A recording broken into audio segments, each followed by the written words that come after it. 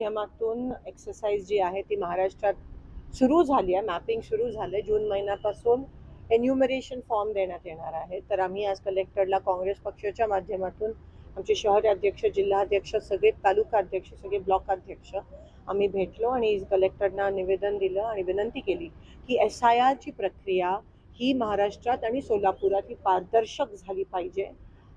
BLOज जे आहेत त्यांनी कोणत्याही दबावाखाली जो गव्हर्नमेंट जो ऑफिसर नेमणार आहे, जो घरोघरी जाणार आहे, कोणत्याही सत्ताधारी पक्षाकडून कोणत्याही दबावाखाली न येता त्यांनी पारदर्शकपणे ही कामं हे SIR घरोघरी जाऊन केलं पाहिजे.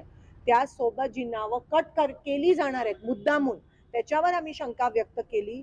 त्या नावाची पण यादी आम्हाला प्राप्त झाली पाहिजे. तुमच्या माध्यमातून मी सर्व मतदारांना विनंती करते की हे जे BLOज आहेत ते तुमच्या घरी एकदा नाही 3दा येणार आहेत. पण अशी पण शंका वाटते की जे विरोधी पक्षाचे मतदार आहेत त्यांच्या घरी जाणारच नाहीत.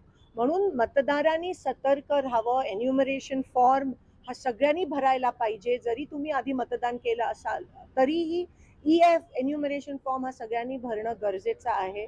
त्या BLOला सहकार्य करा. जर BLOनी दबाव आणला किंवा तुमचं नाव वगळण्याचा प्रयत्न केला तर लगेच आम्हाला तुम्ही आमच्या संपर्कात येऊ शकता.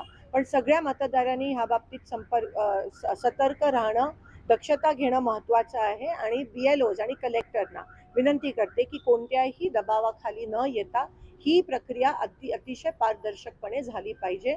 आमच्या पण BLAना सोबत घेऊन प्रत्येक ठिकाणी जाणं गरजेचं आहे. घरी जाण्यासाठी नकार येतो अनेक वेळेस.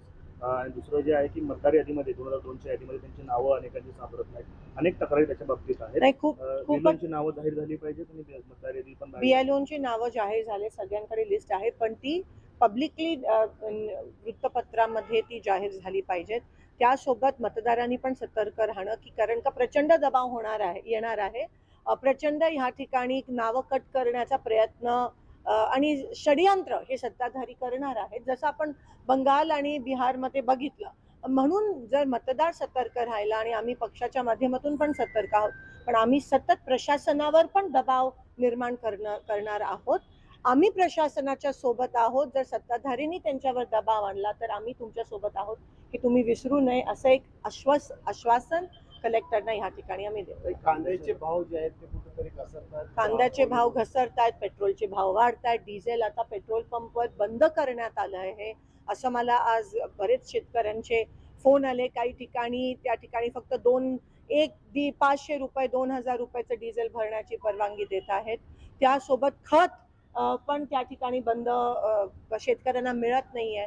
हे सगळं सुरू असताना आम्ही उद्या एक जन आक्रोश रस्ता रोको मार्केट यार्डामध्ये सगळे शेतकरी, कारण का जसं मी म्हणाली डोक्यावरनं पाणी गेलं आणि आता लोकांमधून तुम्हाला उद्रेक आणि उठाव, त्याचं पहिलं पाऊल कॉक्रोच जनता पार्टी होतं, पण आता रस्त्यावर पण लोक उतरल्याशिवाय राहणार. सोलापूरच्या बाजारामधली एक पावती भरली शेतकऱ्याची 300 रुपये त्या शेतकऱ्याला भरावे लागले कांद्याचं. आणि अशी एवढी वाईट परिस्थिती आहे आणि कोणाचंही लक्ष या ठिकाणी नाही आहे. आपल्याला दिसून येतं सत्ताधारी मस्त आहेत आणि शेतकरी त्रस्त आहेत. तुम्ही काँग्रेस जनता पार्टीचा उल्लेख केला. त्यांनी संस्थापकाला जीवे मारण्याच्या धमक्या येत आहेत, त्यांच्या घराला पोलीस अमेरिकेत जाऊन मारण्याच्या पण धमक्या येत आहेत त्यांना.